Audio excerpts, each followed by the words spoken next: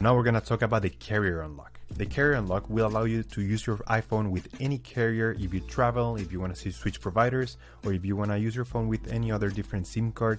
This method will help you get your phone unlocked to be compatible with any GSM SIM card anywhere in the world.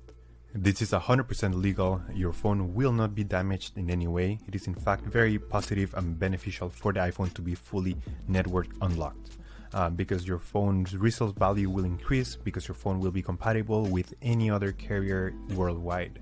I have unlocked more than 100 iPhones using this method, and trust me guys, it is the best and most reliable way to unlock your iPhone.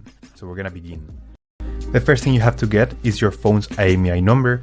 The phone's IMEI number is located in the back box or in the SIM card tray, or you can get it by dialing *#06#.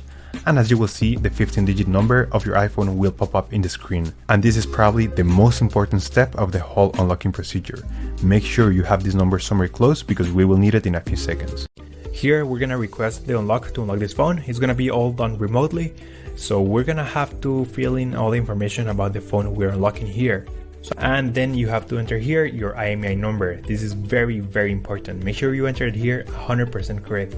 If there's a mistake here, this method will not work. The last step is to enter your email where you want to be notified once your iPhone has been unlocked successfully. And now you just have to wait until they send you your email saying that your iPhone has been unlocked. The waiting time may vary depending on your phone's brand, carrier, and model.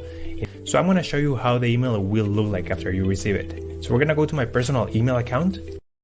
So this is the email I just got, and it says your iPhone has been factory unlocked successfully. So let's go ahead and open this email.